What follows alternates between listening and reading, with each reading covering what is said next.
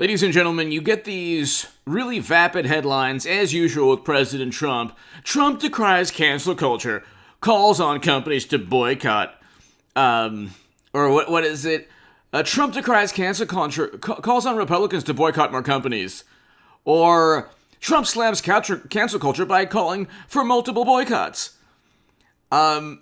This is not so in the mind, in the world, in the cyber reality of Democrats. This is hypocrisy.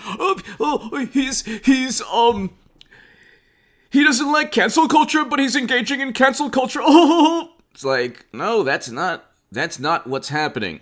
The left, Democrats, media, well, generally Democrats take advantage of it. Now you're starting to see them eating themselves.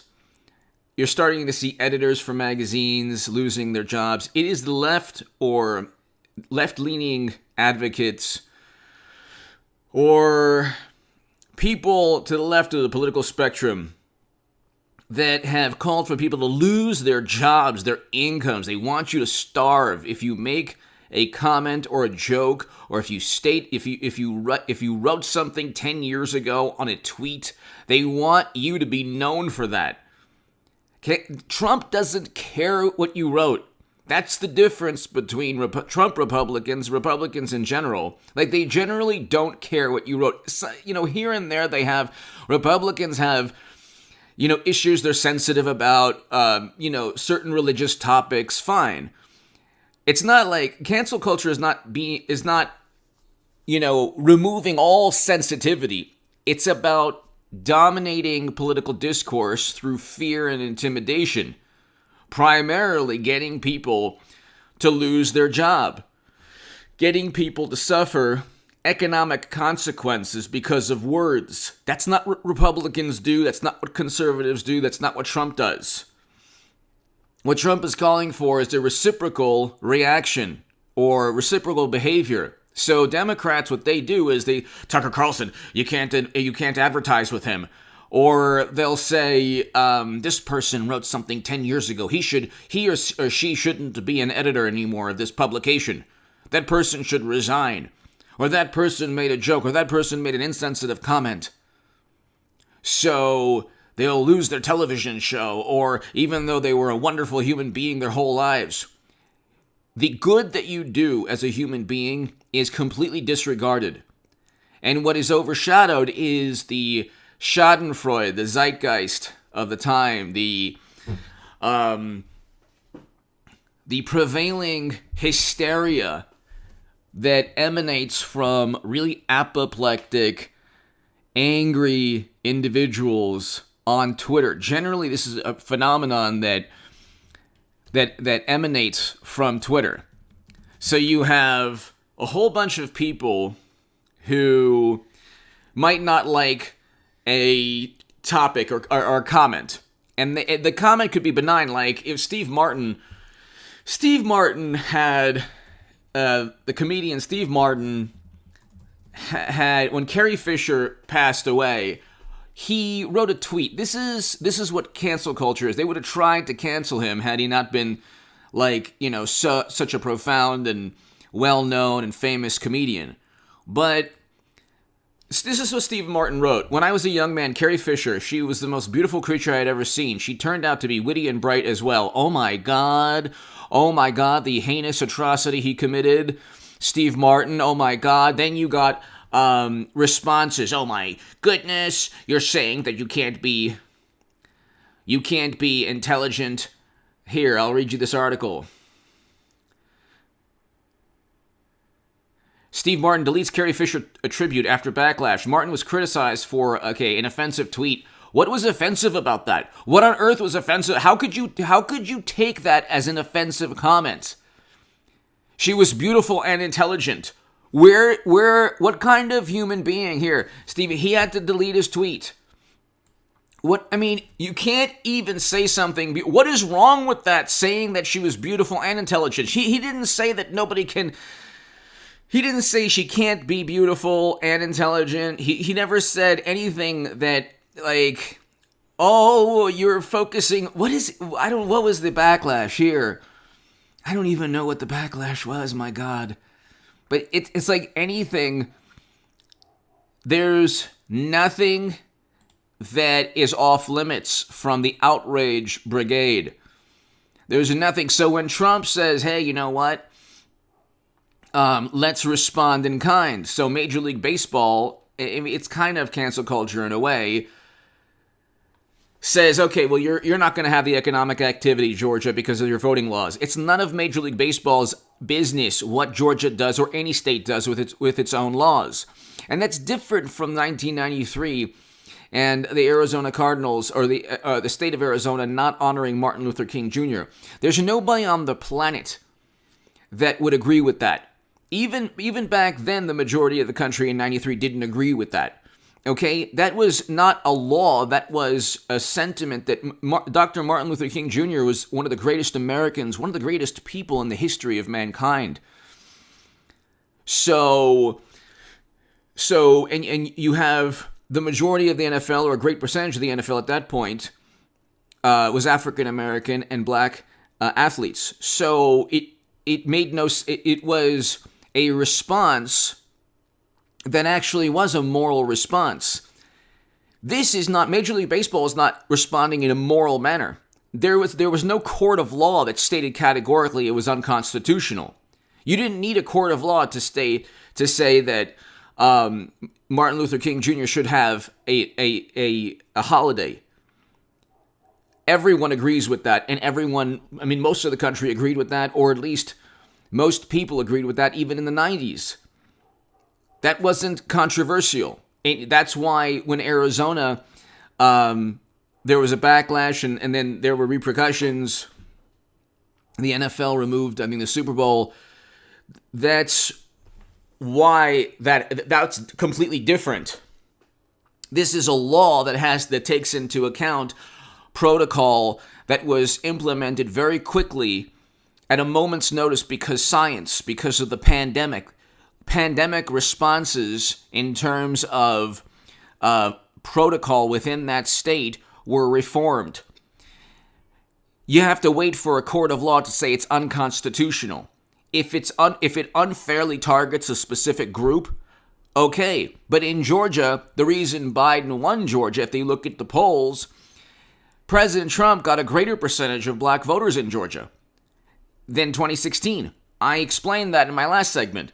He got a greater percentage of non-white voters throughout the country than he did in 2016. And according to Newsweek, the greatest percentage of non-white voters in the past 60 years for any Republican. So it was voters that looked like Brian Kemp that swung to Biden by like 6-7 points, like something like 5 or 6 to 7 points in Georgia. So it's not, you can't make the argument, well, that's the only way they can win, by targeting one specific group. No, that's not, that specific group voted more in favor of Trump. Look at the exit polls. Look at the data. You have articles saying, well, how come minority voters sided with Trump? Well, they did. Our beloved President Biden won because people that look like Biden and Kemp voted for Biden throughout the country, according to the polls, according to the data. Well, then there you go. It's a completely different ballgame. But cancel culture is more, it's about, cancel culture is about, it's about power and dominating a discussion because you lack an argument. So Democrats run social media or I should say social media algorithms.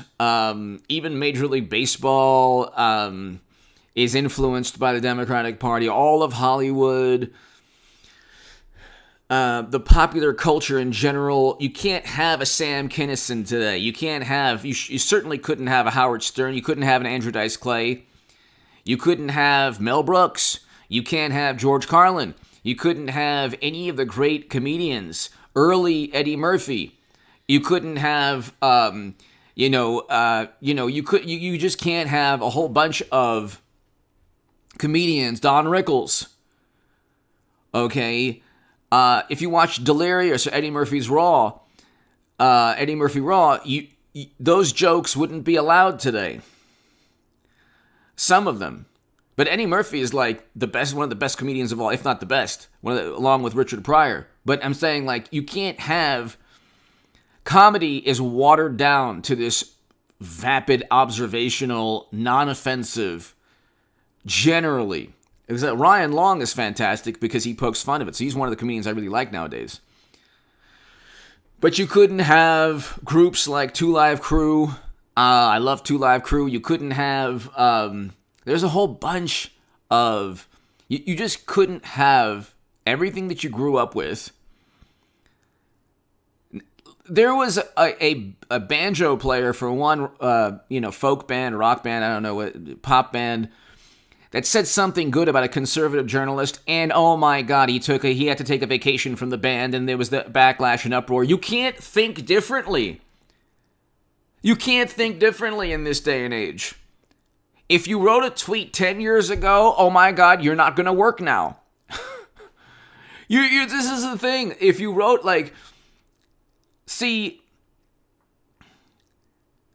it's a form of, the left has no policy. So Medicare for all, Green New Deal legislation, you have all these far left, socialist, whatever, anarcho, they make up all of these, they all vote blue no matter who. So they're voting Democrat no matter what.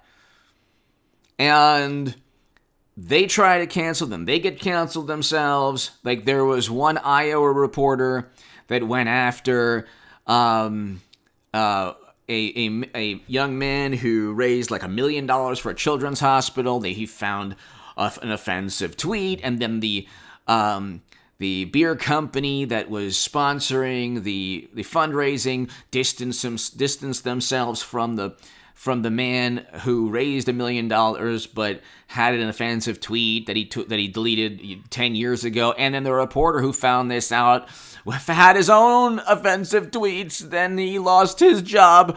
Now there's 2 Teen Vogue editors. That one lost her job. Then there's another person who's going to lose. This is nonsense because Democrats there are no policies. Everybody is it's not just political correctness. It is how can you, in the most psychologically damaging manner, look into the words that somebody wrote and then assign or ascribe some kind of immoral, scarlet letter on that person forever. It is condemnation without empathy. And generally, the people who get empathy, now they're eating themselves up. This is the French Revolution of political correctness.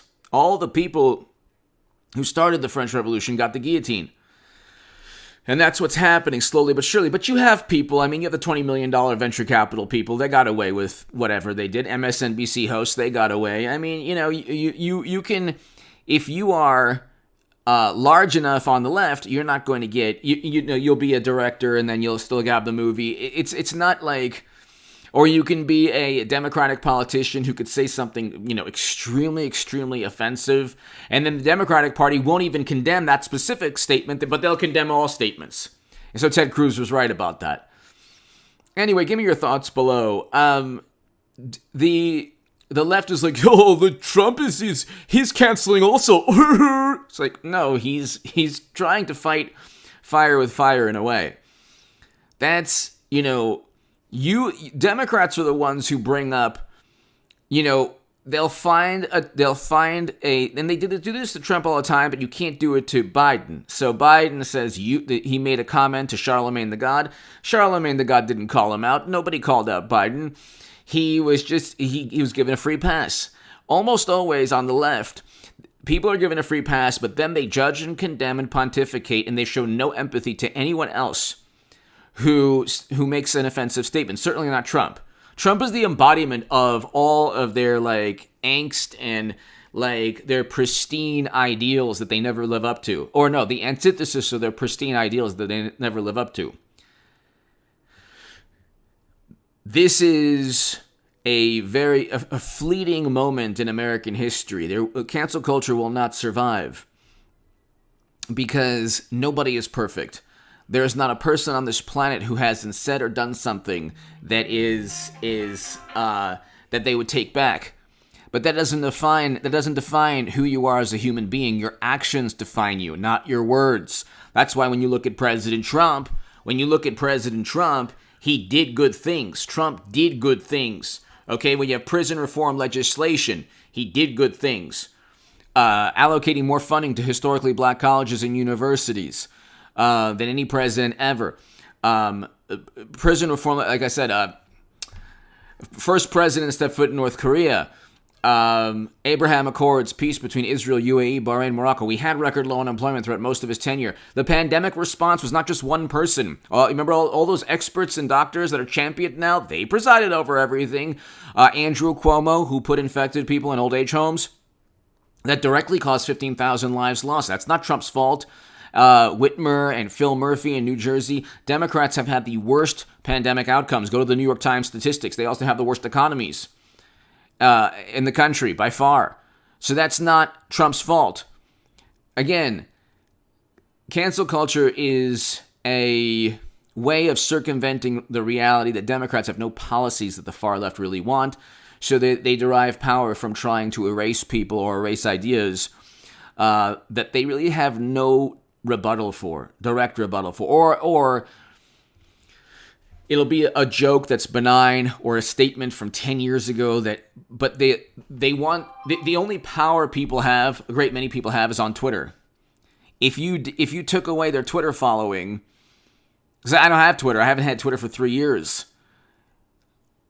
If you take away their Twitter following, they have no power. So anyway, give me your thoughts below. Hit subscribe. It's a way to inflict or a way to express political power. Give me your thoughts. Thank you so much. And it's not going to be. We're not going to have this super sensitive society forever. It'll go back to. We'll get back to a world where we can laugh and enjoy ourselves and breathe easy, because the left won't have the influence derived from Twitter. Twitter is not going to be a platform that people take seriously 5-6 years from now. It'll probably go bankrupt, almost certainly. Give me your thoughts below. Hit subscribe.